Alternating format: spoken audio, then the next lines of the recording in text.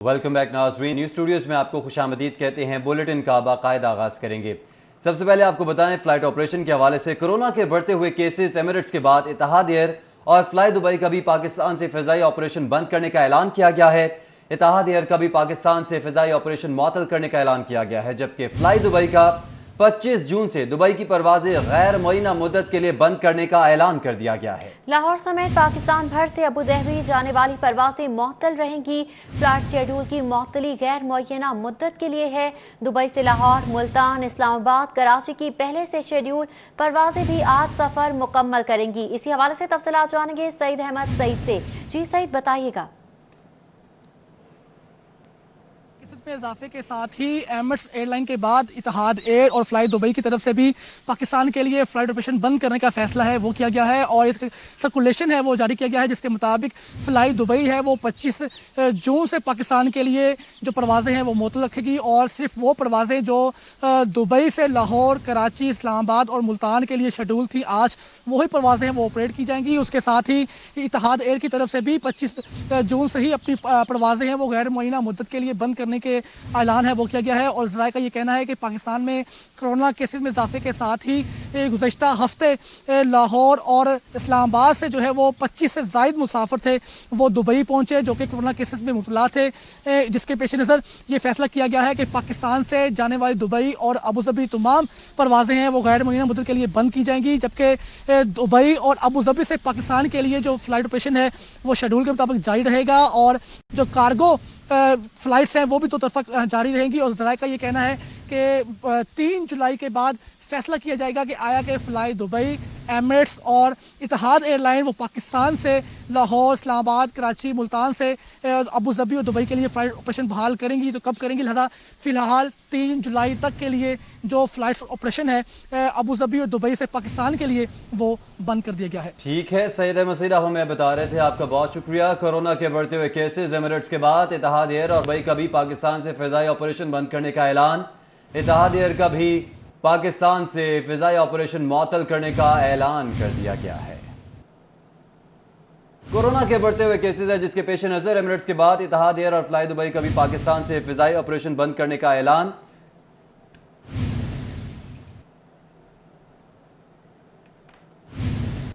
आगे बढ़ेंगे। कोरोना के बाद पाकिस्तान में फंसे भारतीय शहरियों की वापसी का मामला है।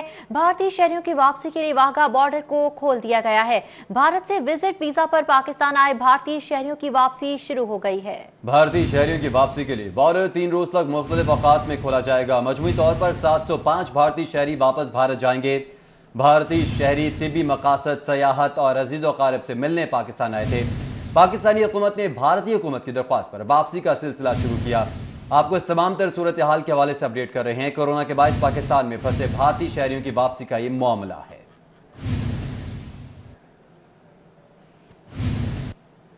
दूसरी जानिब दीगर इलाकों की तरह जिले इंतजामिया की हिदायत पर पुलिस ने वॉल सिटी में वाक़े रिहायशी इलाकों और कारोबारी मराकज़ को बंद किया है, मगर एजनास की अकबरी मंडी को खुला रखा गया है। शाह आलम मार्केट में भी ताजरान की बड़ी तादाद दुकानें खोलने पहुंची, जहां दाखिली रास्ते बंद होने के बाद उन्हें मायूस वापस लौटना पड़ा। इसी हवाले से आपको अपडेट करते चलें कि शहर के मुख्तलिफ इलाकों में लॉकडाउन का पहला रोज है। लॉकडाउन की वजह से वॉल सिटी की तमाम मार्केटें और बाजार भी बंद कर दिए गए हैं। इसी पर बात करेंगे। शहजाद खान अब्दाली ने हमें ज्वाइन किया है। शहजाद खान, बताइएगा, इलाकों को सील किया गया था, साथ ही साथ उनमें मौजूद तमाम मार्केट्स को भी बंद कर दिया गया है।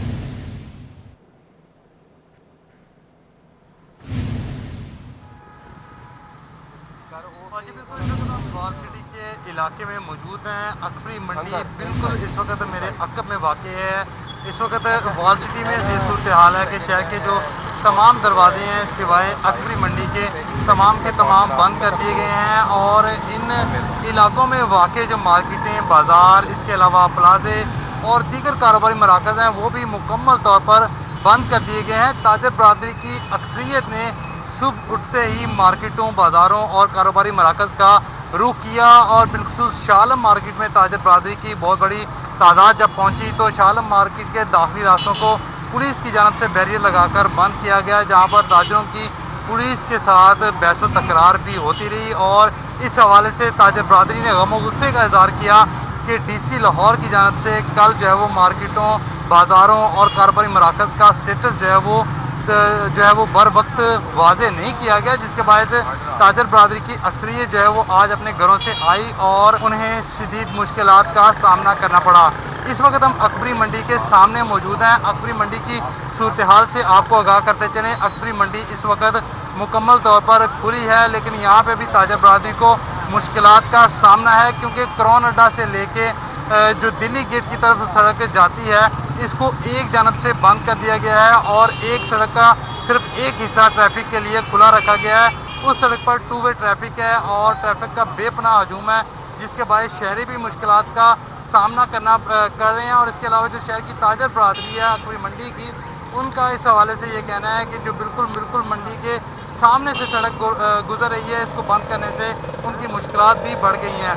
इस वक्त अकबरी मंडी के सदर हमारे साथ मौजूद हैं, उनसे इस हवाले से जानते हैं। हजर भाई, बहुत शुक्रिया, आपने वक्त निकाला। फरमाइएगा क्या मुश्किलात है? मंडी तो इंतज़ामिया ने खुली रखी है। बिस्मिल्लाहिर्रहमानिर्रहीम। जी, मार्केट को तो उन्होंने खुला रखा है, लेकिन ये जो नाके दो फ्रंट पे लगाए हैं, एक रोड को बंद किया है, उसकी वजह से हमें मुश्किल है कि जो लोडिंग अनलोडिंग होनी है मार्केट से वो मुमकिन नहीं रही, क्योंकि ये जो पोर्शन बंद किया गया है गाड़ी यहीं से अंदर एंटर हो सकती है। और यहाँ पे कोई रिटेल का सिर्फ वो ग्राहक तो नहीं है जो किलो 2 किलो शॉपर में लेके जाएगा। बिल्कुल अशरफ साहब, बल्क में कस्टमर आता है, फरमाइएगा क्या चाह रहे हैं आप इंतज़ामिया से? देखिए जी, हम इंतज़ामिया से यही अपील करते हैं, या तो अकबरी मंडी को मुकम्मल तौर पे बंद कर दें, हमें कोई एतराज़ नहीं है, मगर अगर आपने अकबरी मंडी लाहौर को सप्लाई देनी है तो आपको ये रास्ता खोलना पड़ेगा। हमारी इंतज़ामिया से यही दरख्वास्त है कि इस रास्ते को आपने गुफ्तगू सुनी, इनसे तफसीलन बाद में भी बात करेंगे। उनके इस हवाले से ये कहना है कि अकबरी मंडी के बिल्कुल सामने जो सड़क का हिस्सा है इसको भी खोला जाए, ताकि अकबरी मंडी के अंदर आने वाली लोडिंग अनलोडिंग की गाड़ियाँ बआसानी दाखिल हो सकें। शहजाद खान अब्दाली आप हमारे साथ ही मौजूद रहेगा, हमें ज्वाइन किया उस्मान अली ने, इस हवाले से उनसे भी जान लेते हैं। उस्मान अली, बताइएगा सील किए गए इलाकों में क्या हालात हैं? क्या शहरी SOPs के पर अमल दरामद कर रहे हैं? पुलिस किस तरह से शहरियों को काबू में रख रही है? जी बिल्कुल, हुकूमत की जानिब से कोरोना के बढ़ते खदशात के पेश नज़र मजीद 7 इलाकों को सील करने का फैसला किया गया, जिसमें एक गुलशन रावी भी शामिल है। और मैं इस वक्त गुलशन रावी के बाहर मौजूद हूँ, जहाँ पर लॉकडाउन का समाज जो है वो नहीं देखने जो है वो ट्रैफिक भी रवा दवा है। इसी तरह जो गुलशन रावी का मेन एरिया है मून मार्केट, वो भी खुला हुआ दिखाई दे रहा है। इस समय जो दीगर दुकानें हैं वो भी यहाँ पर मामूल मुताबिक खुली हुई हैं, जबकि पुलिस की जानिब से सिर्फ दाखिली पर जो है वो 2 बैरियर्स लगाए गए हैं और 4 से 5 पुलिस एहलकारों पर मुश्तमिल अमला जो है वो यहाँ पर तैनात किया गया है। जो भी यहाँ से गुजर रहा है उससे खासी पूछगछ जो है वो नहीं की जा रही। मामूल के मुताबिक इन और आउट का सिलसिला जो है वो भी जारी है, जबकि इसके साथ साथ जो दीगर दुकानें हैं अशिया ज़रूरिया के अलावा वो भी यहाँ पर हमें खुली हुई दिखाई दे रही है। तो एक जो लॉकडाउन का कहा गया था कि लॉकडाउन 7 एरिया में आ जाएगा, वो हमें गुलशन रावी में दिखता नज़र नहीं आ रहा है। यहाँ पर मामूल के मुताबिक जो है वो हर चीज़ खुली है। ये कहा गया था कि यहाँ पर grocery items, medical store, clinics, hospitals, दूध दही की दुकानें, इनके अलावा दीगर तमाम दुकानें बंद रहेंगी, लेकिन यहाँ पर हमें बड़े डिपार्टमेंटल स्टोर्स जो हैं वो भी खुले हुए दिखाई दे रहे हैं। इस समेत मुख्तलिफ जो ब्रांड्स हैं उनकी दुकानें भी यहाँ पर खुली हुई दिखाई दे रही हैं, और साथ साथ मोबाइल शॉप्स और वेस्टर्न यूनियन समेत इस समय दीगर दुकानें जो हैं वो मामूल के मुताबिक यहाँ पर खुली हैं और किसी किस्म का लॉकडाउन ताहाल गुलशन रावी में दिखाई नहीं दे रहा। ना ही यहाँ पर SOPs पर अमल दरामद जो है वो किया जा रहा है। शहरी मामूल के मुताबिक मार्केटों का भी रुख कर रहे हैं बगैर मास्क के, और मास्क उस्मान अली ये बताएगा कि जिस तरह आपने बताया कि मामूल के मुताबिक शहरी जो बाहर निकल रहे हैं, तो इस लॉकडाउन वाली सूरत हाल में शहरी किस तरह से इज़हार ख्याल कर रहे हैं? क्या बेस बना रहे हैं वो बाहर आने के लिए? क्यों SOPs पर अमल नहीं कर रहे? जी बिल्कुल, बेस यही बनाई जा रही है कि अशिया ज़रूरिया की खरीदारी के लिए बाहर जाया जा रहा है या काम काज के लिए बाहर जाया जा रहा है। हालांकि वाज़ेह तौर पर अहकाम दिए गए थे कि जो ये गुलशन रावी का यहाँ से 212 कोरोना के मरीज जो हैं उनकी तस्दीक हुई थी और तकरीबन 8000 घरों पर मुश्तमिल जो है ये आबादी है गुलशन रावी की, जिसको लॉकडाउन करने का फैसला किया गया था। लेकिन यहाँ पर जो रिहायशी हैं उनकी जानिब से भी अमल दरामद है। साथ जब तक पुलिस और इंतजामिया जो है इस लॉकडाउन पर सख्ती से अमल नहीं करवाएगी तो शहरी जो है वो खुद ब खुद इस पर अमल दरामद नहीं करेंगे। लेकिन इस हवाले से भी ना तो इंतजामिया की टीमें हमें यहाँ पर मौजूद दिखाई देती हैं, जबकि पुलिस का अमला सिर्फ दाखिली रास्ते पर मौजूद है, जो कि किसी एक गाड़ी को जो है वो चेक कर रहा है, जबकि बाकी गाड़ियां जो है वो मामूल के मुताबिक इन नाकों से गुजरती हुई दिखाई दे रही हैं और इन इलाकों के अंदर दाखिला जो है वो भी बआसानी जो है वो किया जा सकता है, जबकि यहाँ से इखराज जो है वो भी बआसानी किया जा रहा है। हम काफ़ी देर से यहाँ पर खड़े ये सूरत हाल जो है इसका मुआयना कर रहे हैं और इसके बाद जो है ये सूरत हाल सामने आई है कि यहाँ पर इन आउट में खासी रुकावट जो है वो देखने में नज़र नहीं आ रही। मामूल के मुताबिक जिस तरह पहले ट्रैफिक जहाँ पर चल रही थी वैसे ही चल रही है, सिर्फ नाके जो है ये एक एडिशन की गई है कि नाका जो है वो दाखिली रास्ते पर लगाया गया है। जी ठीक है उस्मान हलीम, गुलशन रावी की सिचुएशन के हवाले से बता रहे थे कि लॉकडाउन तो बराह नाम है, वहां पर वैसे ही दाखिली और खारजी रास्तों पर की नकलो हरकत भी जारी है, SOPs पर भी अमल दरामद नहीं किया जा रहा। शहजाद खान अब्दाली और उस्मान हलीम हमारे साथ मौजूद थे, बहुत शुक्रिया आप दोनों का। पंजाब में तौंसा शरीफ को पेरिस बनाने की तैयारियां। पंजाब में एक तरफ माली बहरान तो दूसरी तरफ वजीर आला उस्मान बुज़दार का अपने शहर की सजावट पर ध्यान है। वज़ीर आला पंजाब सरदार उस्मान बुज़दार के शहर की खूबसूरती और सजावट के लिए मजीद 30 करोड़ रुपए मंजूर कर लिए गए हैं। बात करेंगे अली रामे से। अली रामे बताएगा ये कैसा दोहरा मयार अपनाया जा रहा है, एक जानिब कहा जाता है बजट नहीं है और दूसरी जानिब सजावट पे खर्च किया जा रहा है। सरदार उस्मान बुज़दार के शहर तौंसा शरीफ को अब पेरिस बनाने के लिए पंजाब हुकूमत ने जहां माली बहरान होने का दावा किया, वहीं अब माली बहरान के बाइस 30 करोड़ रुपए का मजीद बजट तौंसा शरीफ के लिए रखा है कि जिससे उसकी ब्यूटिफिकेशन की जाएगी। और इसके लिए रवा माली साल का जो तरक्याती बजट था उसमें भी 10 करोड़ रुपए के बजट रिलीज़ किया गया और उसमें सप्लीमेंट्री ग्रांट भी रिलीज़ की गई ताकि तौंसा शरीफ की खूबसूरती जो है वो मज़ीद बढ़ाई जाए। क्योंकि वज़ीर आला पंजाब सरदार उस्मान बुज़दार की तरफ से ये अहकाम जारी किए गए थे PHA और DG खान के DC को कि वो फौरी तौर पर तौंसा शरीफ में जितने भी तामीराती काम है वो फौरी तौर पर मुकम्मल करें और तौंसा शरीफ की ब्यूटिफिकेशन करें। अब इस नए माली साल में 30 करोड़ रुपए का बजट जो रखने की तजवीज़ दी गई उसको मंजूर भी कर लिया गया और PND बोर्ड ने अपने ADP के एनुअल डेवलपमेंट प्रोग्राम में इसको बाकायदा शामिल किया। और इसमें जो अब प्लान आगे दिया वो प्लान ये है कि वहाँ पर टफ टाइल लगाई जाएगी पूरे शहर में, सीवरेज का निकासी का जितना सिस्टम ख़राब है उसको ठीक किया जाएगा, स्ट्रीट लाइट्स लगाई जाएंगी। और ये क्योंकि वज़ीर आला पंजाब के अहकामात पर ख़ास तौर पर एक ब्लॉक रखा गया है ब्यूटिफिकेशन का, जिसमें तौंसा शरीफ के नाम से ब्यूटिफिकेशन वो की जाएगी। अली रामे बहुत शुक्रिया आपका। खबर से खबर का सिलसिला जोड़ेंगे इस ब्रेक के बाद। हमारे साथ रहिए। Welcome back. खबरों का सिलसिला आगे बढ़ाएंगे। कौमी क्रिकेट टीम का दौरा इंग्लैंड, खिलाड़ियों की दूसरी कोविड टेस्टिंग मकामी होटल में जारी है। पहली टेस्टिंग में नेगेटिव आने वाले 18 खिलाड़ियों की टेस्टिंग की जा रही है। टीम इंतजामिया के 10 अरकान की टेस्टिंग भी की जाएगी। खिलाड़ियों की टेस्टिंग मकामी होटल के बायोसिक्योर तीसरे फ्लोर पर की जाएगी। टेस्टिंग से कबल खिलाड़ियों ने बायोसिक्योर माहौल में नाश्ता किया। खिलाड़ियों के नाश्ते की तस्वीर जारी कर दी गई हैं। आपको इस तमाम तर सूरत हाल के हवाले से अपडेट कर रहे हैं कि कौमी क्रिकेट टीम का दौरा इंग्लैंड और खिलाड़ियों की दूसरी कोविड टेस्टिंग मकामी होटल में जारी है। इस पर बात करेंगे हाफिज शहबाज से। जी हाफिज शहबाज, मजीद बताइएगा। कौमी क्रिकेट टीम के दौरा इंग्लैंड के लिए खिलाड़ियों की दूसरी टेस्टिंग का अमल इस वक्त मुकामी होटल में जारी है और 18 खिलाड़ी और 10 टीम ऑफिशियल्स के आज कोविड-19 की रीटेस्टिंग की जाएगी। ये वो तमाम खिलाड़ी हैं जिनकी पहली टेस्ट जो है वो नेगेटिव आए थे और उसके बाद आज उनकी दोबारा जो रीटेस्टिंग की जा रही है। इस सिलसिले में हमारे ज़राए के मुताबिक मुकामी होटल में खिलाड़ियों की जो टेस्टिंग है उसका अमल शुरू हो चुका है और यह शाम तक ये अमल जारी रहेगा। इसके साथ साथ खिलाड़ियों के साथ साथ जो टीम ऑफिशियल्स हैं उनके भी टेस्ट किए जाएंगे। दूसरी जानिब जो खिलाड़ी जिनके पहले मरहले में टेस्ट पॉजिटिव आए थे उनकी रीटेस्टिंग जो है वो कल की जाएगी। जबकि एक बड़ी अहम डेवलपमेंट ये हुई है कि गुज़श्ता रोज़ जब पाकिस्तान क्रिकेट टीम के साबिक कप्तान मोहम्मद हफीज़ ने अपना रीटेस्ट एक निजी लेबॉर्ट्री से करवाया था जो पॉजिटिव नेगेटिव आया था, जबकि पहला टेस्ट उनका पॉजिटिव आया था, तो उसके बाद जो लेबॉर्ट्री जिसका कि पाकिस्तान क्रिकेट बोर्ड के साथ इलाहाक है उस लेबॉर्ट्री ने पाकिस्तान क्रिकेट बोर्ड हुकाम से रब्ता किया है और उनका ये कहना उन्होंने मोहम्मद हफीज़ का जो पहला सैंपल था हमारे ज़राए के मुताबिक उसका दोबारा से टेस्ट किया गया और वो टेस्ट दोबारा पॉजिटिव आया है। इस सिलसिले में हमारे ज़राए के मुताबिक जो लेबॉर्ट्री हुकाम है उन्होंने पाकिस्तान क्रिकेट बोर्ड हुकाम से रब्ता करके उनसे ये कहा है कि मोहम्मद हफीज़ के रवैये से ना सिर्फ लेबॉर्ट्री की साख को नुकसान पहुंचाया बल्कि पाकिस्तान की जो साख है बैनुल अक़वामी सतह पर वही मुतासर हुई है। मोहम्मद हफीज़ को अगर कोई मसला था तो पहले बाज़ाब्ता तौर पर बोर्ड से या उनसे रब्ता करते और उस मामले को देखा जाता था। इसके साथ साथ टेस्ट शुरू होने से पहले आज खिलाड़ियों ने क्योंकि बायोसिक्योर माहौल में कल रात से खिलाड़ी जमा हो चुके हैं मुकामी होटल में, तो उन्होंने नाश्ता भी किया है और बड़े ऐसे अंदाज से नाश्ता किया गया और तमाम खिलाड़ियों की नाश्ते की कुछ तस्वीर भी सामने आई है। इस वक्त खिलाड़ियों की टेस्टिंग का अमल जो है जारी है और ये शाम तक ये टेस्टिंग का अमल जो है वो मुकम्मल होगा, जबकि कौमी क्रिकेट टीम 28 जून को इंग्लैंड रवाना होगी। जी 28 जून को टीम इंग्लैंड रवाना होगी। हाफिज शहबाज, बहुत शुक्रिया आपका। नाज़रीन, आपको बताएं कि वासा का खसारे के साथ बजट 2020-21 तैयार कर लिया गया। आइंदा माली साल में वासा के बजट का हुजम 14 अरब से जायद होगा। आमदन का तखमीना 11 अरब जबकि अखराजात का तखमीना 14 अरब से जायद लगाया जा रहा है। वासा का खजारे के साथ बजट 2020-21 तैयार कर लिया गया है। आइंदा माली साल में वासा के बजट का हुजम 14 अरब से जायद होगा। आमदन का तखमीना 11 अरब जबकि अखराजात का तखमीना 14 अरब से जायद लगाया गया है। बात करेंगे दुर्रे नायाब से। जी दुर्रे नायाब, बताएगा आइंदा माली साल में अखराजात क्या होंगे वासा के और खसारे का सामना कितना रहेगा? जी बिल्कुल, वासा का बजट 2020-21 खसारे के साथ तैयार कर लिया गया है और वासा का बजट जो है वो आइंदा गवर्निंग बॉडी के इजलास में जो जिसमें बजट पेश किया जाएगा उसमें मंजूर किया जाएगा। वासा के बजट का मजमूई हजम जो है वो 14 अरब से ज़ायद होगा। इसमें अखराजात जो हैं वो तकरीबन 14 के 14 अरब का तखमीना लगाया गया है, जबकि आमदन जो है वो 11 अरब के करीब जो है उसका अंदाज़ा किया गया है। इस हवाले से जो डेफिसिट है, खसारा जो है वो 2 अरब 82 करोड़ रुपए का खसारा इस आइंदा माली साल में वासा को उसका सामना होगा।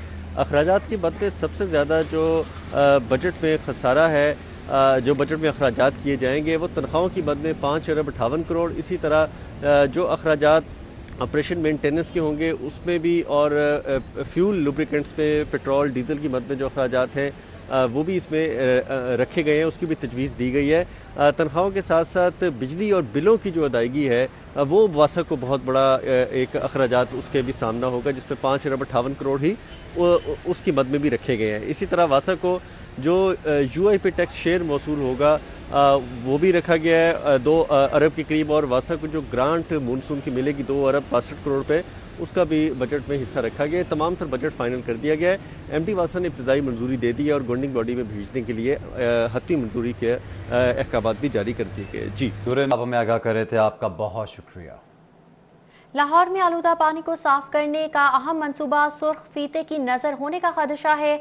डोनर की जानिब से कर्ज मंसूख किए जाने के खतरे के पेश नजर पंजाब हुकूमत ने विफाक को मंसूबे पर जल्द पेशरफ की दरख्वास्त कर दी। लाहौर में आलूदा पानी को साफ करने का अहम मंसूबा सुर्ख फीते की नजर होने का खदशा है। इस पर बात करेंगे रेहान गुल से। जी रेहान। लाहौर में पानी का एक अहम मंसूबा वासा के ज़ेरे इंतज़ाम तैयार किया गया है, जिसके तहत डैनिडा जो NGO है उससे कर्ज़ लिया जाएगा और अमेरिकन डॉलर US $100 मिलियन के में ये कर्ज़ की बात की गई है। और कई अहम मंसूबों की तरह पंजाब का ये मंसूबा भी कर्ज़ लेकर ही तैयार किया जाएगा, जिसके लिए पंजाब हुकूमत ने कागज़ी कार्रवाई मुकम्मल कर ली है। और ज़राए का ये कहना है कि 29 नवंबर 2019 को तमाम कागज़ी कार्रवाई मुकम्मल करके फ़ेडरल गवर्नमेंट को भेज दी गई थी, लेकिन उसके बाद से अब तक फ़ेडरल गवर्नमेंट की जानिब से इस पर पेशरफ नहीं हो सकी है, जिस पर पंजाब हुकूमत की जानिब से वफाक को ख़त लिखा गया है, जिसमें उन्होंने कहा गया है कि वो कागज़ी कार्रवाई और ये दीगर अमल है मुकम्मल करें, क्योंकि कोई भी बैरूनी कर्जा वफाकी हुकूमत की मंजूरी के बगैर हासिल नहीं किया जा सकता। इस मकसद के लिए पंजाब ने चूँकि अपनी तमाम तर तैयारी मुकम्मल कर रखी है और इसको 6 माह हो चुके हैं और वो अभी तक इंतज़ार में है कि वफाक की जानिब से अप्रूवल हो तो वो उस जो कंपनी है या जो डोनेशन दे रही है एजेंसी, उसके साथ अपने मामला आगे बढ़ा सके। इसी मकसद के लिए ख़त लिखा गया है कि इस पर जल्दी कार्रवाई पूरी की जाए, कहीं ये ना हो कि वो कर्ज वापस ले लें और लाहौर का एक अहम मनसूबा अधूरा रह जाए। ठीक है रेहान गुल, बहुत शुक्रिया आपका। आपको बताएं कि स्मगल शुदा लग्जरी गाड़ियों के खिलाफ कस्टम एंटी स्मगलिंग का क्रैकडाउन। कस्टम एंटी स्मगलिंग की टीम ने वॉल्टन के इलाके से स्मगल शुदा BMW कार कब्जे में ले ली है। तफसीलात जानेंगे रिजवान नकवी से। जी रिजवान। जी बिल्कुल, कलेक्टर कस्टम लाहौर बासत मकसूद अब्बासी की हदायत पे कस्टम एंटी स्मगलिंग की टीमों ने स्मगलशुदा गाड़ियों के खिलाफ क्रैकडाउन का सिलसिला एक मरतबा फिर शुरू कर दिया है। कस्टम एंटी स्मगलिंग की टीम ने वाल्टन के इलाके में छापामार कार्रवाई करते हुए वहाँ से स्मगलशुदा BMW गाड़ी बहक सरकार जब्त कर ली है। कस्टम्स एंटी स्मगलिंग हुकाम के मुताबिक BMW सियालकोट का रिहायशी हसन सनाउल्ला नामी शख्स चला रहा था। कस्टम एंटी स्मगलिंग हुकाम का कहना है कि स्मगलशुदा BMW को जाली नंबर प्लेट लगा के जो है वो फेक डॉक्यूमेंट्स की बुनियाद पर चलाया जा रहा था, जबकि कस्टम एंटी स्मगलिंग के मुताबिक बहक सरकार जब्त की गई BMW की मालियत 50 लाख रुपए से ज़ायद बताई जा रही है। कस्टम एंटी स्मगलिंग की टीम ने inspector anti smuggling Waqas Ali की सरबराही में छापामार कार्रवाई करते हुए ये गाड़ी बहक सरकार। रिजवान नकवी, आपने हमें आगाह किया, आपका शुक्रिया। बुलेटिन में वक्त हुआ है ब्रेक का, हमारे साथ रहिएगा। वेलकम बैक नाजरीन। आपको बताएं कि ना नंबर प्लेट्स हैं ना स्मार्ट कार्ड, फिर भी फीस की वसूली धड़ाधड़ जारी है। शहरियों से 16 लाख से ज्यादा गाड़ियों की नंबर प्लेट्स और 8 लाख स्मार्ट कार्ड की फीस की मद में 2 अरब से ज्यादा की वसूली करके जेब में डाल लिए गए हैं। इसकी वजूहात क्या है, बात करेंगे अली साही से। जी अली, बताइएगा। जी बिल्कुल, आप आज भी अगर महकमा एक्साइज के दफ्तर में जाएं गाड़ी रजिस्टर कराने के लिए या मोटरसाइकिल रजिस्टर कराने के लिए, तो रोज़ाना की बुनियाद पर हज़ारों शहरियों से उनकी फ़ीस वसूल की जाती है। लेकिन पिछले 1.5 साल से महकमा एक्साइज का कॉन्ट्रैक्ट ख़त्म होने की वजह से और अफसरान की सुस्ती की वजह से अभी तक नया कॉन्ट्रैक्ट नहीं हो सका, जिसकी वजह से तकरीबन 1.5 अरब से ज़ायद की रकम तो महकमा एक्साइज ने वसूल कर ली है, लेकिन 16 लाख से ज़ायद नंबर प्लेट्स के जो नंबर प्लेट्स जो हैं वो जारी नहीं की गई। इसी तरह बात की जाए स्मार्ट कार्ड के हवाले से, तो 8 लाख के करीब ऐसे शहरी हैं जिन्होंने अपनी फ़ीस तो भर वक्त अदा की, लेकिन महकमा एक्साइज की सुस्ती और नाअहली की वजह से अभी तक उनके स्मार्ट कार्ड का इजरा नहीं हो सका। महकमा एक्साइज की जानब से ये दावा किया गया था कि जब स्मार्ट कार्ड का इजरा शुरू किया गया था 48 घंटे में शहरियों को स्मार्ट कार्ड और नंबर प्लेट घरों में पहुँचाई जाएंगी। 48 घंटे। अली साही, आपने हमें आगाह किया, आपका बहुत शुक्रिया। ई चालान नादहिंदा गाड़ियों की खिलाफ कार्रवाई के लिए ट्रैफिक पुलिस ने स्पेशल टीमें तश्कील दे दी हैं। किन इलाकों में टीमें तैनात की गई हैं, इसी हवाले से आपको बताते चलें कि ई चालान नादहिंदा गाड़ियों की खिलाफ कार्रवाई के लिए ट्रैफिक पुलिस की जानिब से स्पेशल टीमें तश्कील दे दी गई। बात कर लेते हैं आबिद चौधरी से। जी आबिद। जी बिल्कुल, ई चलान जमा ना करवाने वाले शहरी हो जाएं तैयार। सिटी ट्रैफिक पुलिस ने कार्रवाइयों का आगाज़ कर दिया है। इस वाले से सिटी का कहना है कि पंजाब सेफ सिटी अथॉरिटी की जानिब से ट्रैफिक पुलिस को आगाह किया गया था कि शहर में बड़ी तादाद ऐसी है शहरियों की जिनको वायलेशन पर चलान भिजवाया गया, लेकिन उसके बावजूद वो चलान जो हैं जमा नहीं करवा रहे, जिस पर सीटीओ की जानिब से इस वक्त खसूसी टीमें जो हैं तश्कील दे दी गई हैं। सीटीओ सैयद हमाद आबिद के इस वाले से कहना है कि शहर में 17 टीमें तश्कील दी गई हैं जो कि ई चलान जमा ना करवाने वालों के खिलाफ कड़ी कार्रवाइयाँ करेंगी। अलबत्ता 34 ट्रैफिक वार्डन जिनको मुख्तलिफ मकामात पर तैनात किया गया है। सीटीओ के मुताबिक बताया जा रहा है कि मार रोड, जे रोड, फिरोजपुर रोड और गुलबर्ग समेत अहम और मसरूफ शाहराहें जो है वहाँ पर ट्रैफिक वार्डन को तैनात किया गया, जो कि ई चलान। आबिद चौधरी, बहुत शुक्रिया आपका। सेफ सिटी अथॉरिटी 1 अरब 72 करोड़ के इजाफी फंड्स मिलने के बावजूद लाहौर समेत दीगर अजला के कमांड एंड कंट्रोल सेंटर मुकम्मल नहीं कर सकी है। जी हाँ, सेफ सिटी अथॉरिटी 1 अरब 72 करोड़ के इजाफी फंड्स मिलने के बावजूद भी लाहौर समेत दीगर अजला के कमांड एंड कंट्रोल सेंटर मुकम्मल नहीं कर सकी है। सेफ सिटी की जानिब से 1 अरब 72 करोड़ के इजाफी फंड्स होने के बावजूद भी लाहौर समेत दीगर अजला के कमांड एंड कंट्रोल सेंटर मुकम्मल नहीं हो पाए हैं। बात करेंगे इरफान मलिक से। इरफान, बताएगा कितना बजट दिया गया और कितना काम अभी बाकी है? जी बिल्कुल, सेफ सिटी अथॉरिटी कौमी ख़जाने के ऊपर भारी बोझ साबित होती जा रही है और उसकी वजह यह है कि सेफ सिटी अथॉरिटी को अरबों रुपए के फ़ंड जो है वो फ्राहम किए गए, लेकिन सेफ सिटी अथॉरिटी अब तक जो है लाहौर समेत दीगर जो अजला के अंदर उन्होंने कमांड एंड कंट्रोल सेंटर बनाने थे उसको काम अभी तक मुकम्मल नहीं हो सका। इसमें आपको बताएं कि अथॉरिटी को जो रवा माली साल है इसके अंदर 38 करोड़ रुपए का फ़ंड इसके लिए रखा गया था, लेकिन इसके साथ साथ 1 अरब 72 करोड़ रुपए के इजाफी फ़ंड भी इस अथॉरिटी को दिए गए, लेकिन उसके बावजूद जो है वो तमाम जो स्टेशन बनाने थे लाहौर समेत दीगर जो अजला के अंदर कमांड एंड कंट्रोल सेंटर बनने थे उनको मुकम्मल ना किया जा सका। अगर लाहौर की बात की जाए तो लाहौर में सेफ सिटी अथॉरिटी ने जो अपना कमांड एंड कंट्रोल सेंटर बनाया था इसको मुकम्मल तौर पे अभी तक ऑपरेशनल नहीं किया जा सका। बहुत से इसके ऐसे सॉफ्टवेयर थे जो अभी तक अथॉरिटी को मिल नहीं सके और अभी तक अथॉरिटी ने इस पर कोई ध्यान नहीं दिया। इरफान मलिक, आपका बहुत शुक्रिया। आगे बढ़ें के बात करेंगे ननकाना में 9 मुस्लिम सिख लड़की से शादी करने वाले नौजवान को हिरासत करने के मामले पर हाईकोर्ट ने 9 मुस्लिम सिख लड़की आयशा और खावन एहसान की दरख्वास्तों पर समाअत की है। पुलिस ने दारुल अमान से 9 मुस्लिम सिख लड़की को सख्त सिक्योरिटी में अदालत पेश कर दिया। जी बिल्कुल, उसके कुछ मनासिर स्क्रीन पर आप देख सकते हैं। ननकाना में 9 मुस्लिम सिख लड़की से शादी करने वाले नौजवान को हिरासत करने का यह मामला है। हाई कोर्ट में 9 मुस्लिम सिख लड़की आयशा और खावन हसान की दरख्वास्तों पर समाअत की गई। पुलिस ने दारुल अमान से 9 मुस्लिम सिख लड़की को सख्त सिक्योरिटी में अदालत पेश कर दिया है, जिसके मनाजिर भी स्क्रीन पर आप मुलाहिजा कर सकते हैं। हाई कोर्ट में पेशी के मौके के मनाजिर हैं। ननकाना में 9 मुस्लिम सिख लड़की से शादी करने वाले नौजवान को हिरासत करने का मामला हाई कोर्ट में। 9 मुस्लिम सिख लड़की की 9 मुस्लिम लड़की है आयशा और उसके खावन हसान की दरख्वास्तों पर समाअत के हवाले से। वापस आएंगे एक ब्रेक के बाद, हमारे साथ रहिए। बैक बात करेंगे कोरोना वबा की। शहर के सरकारी और प्राइवेट अस्पतालों में कोरोना के 621 मरीज जेर इलाज हैं। कोरोना वायरस के 198 मरीज आईसीयू और 109 मरीज वेंटिलेटर पर मुंतकिल कर दिए गए। मजीद तफसीलात बता रहे हैं जाहिद चौधरी।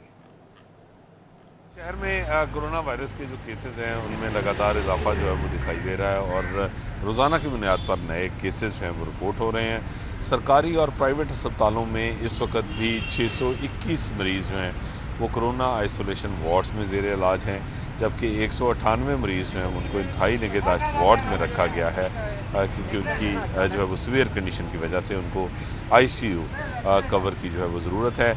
इसके अलावा जो है वो 109 पेशेंट्स हैं वो अब तक वो सरकारी और प्राइवेट अस्पतालों के अंदर जो है वो वेंटिलेटर पर हैं और मौतों हयात की कश्मकश में हैं। इस वक्त जो सरकारी अस्पतालों के जाहिद चौधरी, बहुत शुक्रिया आपका। और अब कुछ बात मौसम की। शहर लाहौर में सुबह सवेरे बारिश हुई, दर्जा हरारत भी कम हो गया। महकमे मौसमियात ने शाम और रात के औकात में बारिश की पेशगोई कर दी है। जी हाँ, शहर लाहौर का मौसम बारिश के बाद से खुशगवार हो चुका है। मौसम का अहवाल जानेंगे साथिया खान से। जी साथिया, बताएगा बारिश का ये सिलसिला कब तक जारी रहेगा? जी हाँ, बागों के शहर लाहौर में आज खूबसूरत मौसम है। हर तरफ सब्जा ही सब्जा नज़र आ रहा है। दरख्तों, फ़ज़ा हो, फूल हो, सब निखर गए हैं क्योंकि बारिश के बाद लाहौर का मौसम काफ़ी ज़्यादा अच्छा हो गया है। सुबह के औकात में होने वाली बारिश ने ना सिर्फ दर्जा हरारत में कमी की है, इसके साथ साथ फ़ज़ा को काफ़ी हद तक साफ भी किया है। अभी भी लाहौर में बादलों का राज बरकरार है और आज के दिन के हवाले से महकमा मौसमियात की जानिब से कहा यह जा रहा है कि आज भी शाम और रात के औकात में लाहौर समेत पंजाब के दीगर शहरों में बारिश होगी और शुमाल मगरबी हवाएं अपने साथ काफ़ी ज़्यादा नमी लेकर लाहौर का रुख करके आई हैं, जो कि बारिश का बायस बनेगी। इसके साथ साथ कहा यह जा रहा है कि इससे फ़ज़ा भी ठंडी होगी। तो आज दिन के औकात में ज़्यादा से ज़्यादा टेम्परेचर जो है वो तकरीबन 34 से 36 रहने का इम्कान है। रात के टाइम में 25 से 26 रहने का इम्कान है। आज शाम को अगर बारिश हो जाती है तो कल का दिन भी काफ़ी ज़्यादा अच्छा गुजरेगा। जबकि महकमा मौसमियात की जानिब से कहा यह जा रहा है कि बारिशों का ये सिलसिला जून के इख्तिताम तक इसी तरह से वक्फे से जारी है। सारिया खान, वक्फे जारी रहेगा बारिश का सिलसिला। बहुत शुक्रिया। फिलहाल इतना ही।